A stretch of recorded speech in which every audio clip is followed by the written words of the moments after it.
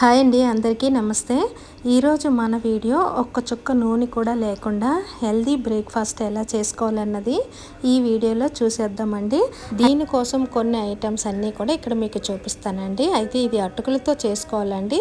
ఈ అటుకులతో చేసుకునేటప్పుడు ముందుగా తీసుకోవాల్సింది అటుకులు, రెండవది పూలు మకానా, కొద్దిగా కొత్తిమీర, కొద్దిగా పచ్చిమిర్చి, అలానే కీర, కొద్దిగా జీలకర్ర, కొద్దిగా పెరుగు, అలాగే ఫ్లాక్స్ సీడ్స్ అండి.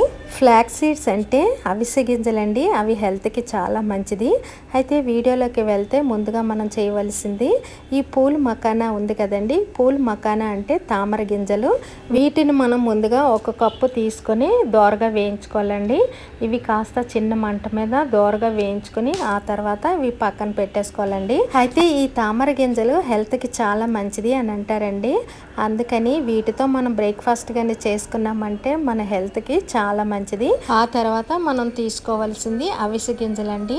అవిసె గింజలు పొడి వేయించుకుని ఉన్న పొడి అయితే మీ దగ్గర ఉంటే తీసుకోవచ్చు. అలానే అందులో కొద్దిగా జీలకర్ర కూడా వేసుకోవాలి.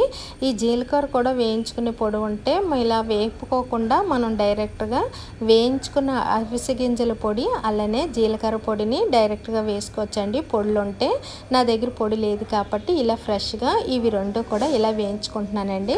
ఈ జీలకర్ర అవిసె గింజలు వేగేటప్పుడు కాస్తంత చిటపటలాడుతూ ఉండగా మనం తీసేసుకుని వాటిని చల్లారి పెట్టుకుని పౌడర్ కింద చేసేసుకోవాలండి. ఇప్పుడు ముందుగా అటుకుల్ని తీసుకోవాలి ఒక కప్పు. ఆ అటుకుల్ని కాస్త మనం వాటర్ వేసేసుకుని కడిగేసుకుని వాటిని పక్కన ఉంచేసుకోవాలండి.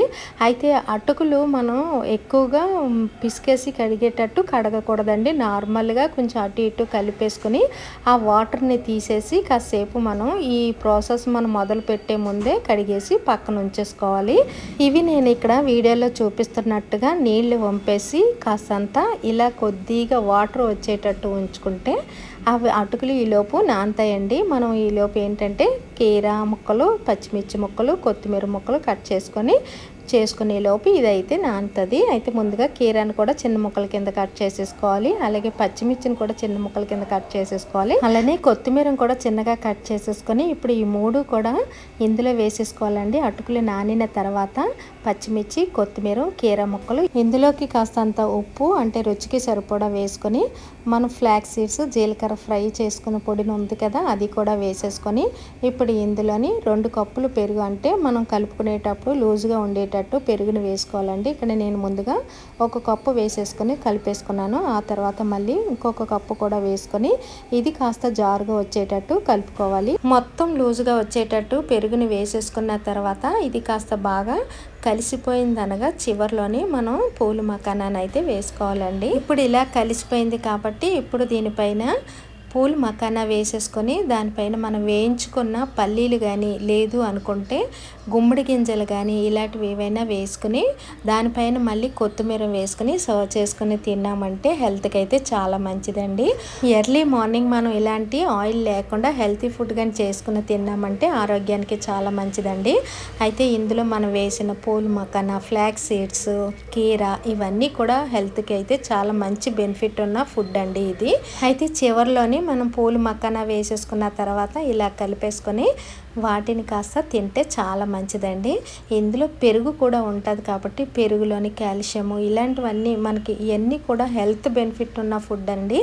ఇది ఎర్లీ మార్నింగ్ తింటే ఆరోగ్యానికి చాలా మంచిది. ఒకసారి మీరు కూడా ఇలా ట్రై చేసి చూడండి ఫ్రెండ్స్. మన ఆరోగ్యాన్ని మనం కాపాడుకోవాలంటే ఇలాంటి హెల్తీ ఫుడ్ అయితే తింటే చాలా మంచిది. ఇలా తయారైపోయినది చూసారా ఎంత చక్కగా రెడీ అయిపోయిందో. ఉదయాన్నే మనము దోశలు, పూరీలు, గారెలు అంటూ ఇలాంటి ఆయిల్ ఫుడ్లు మానేసి ఇలాంటి హెల్తీ బ్రేక్ఫాస్ట్ తిన్నామంటే చాలా మంచిది ఫ్రెండ్స్.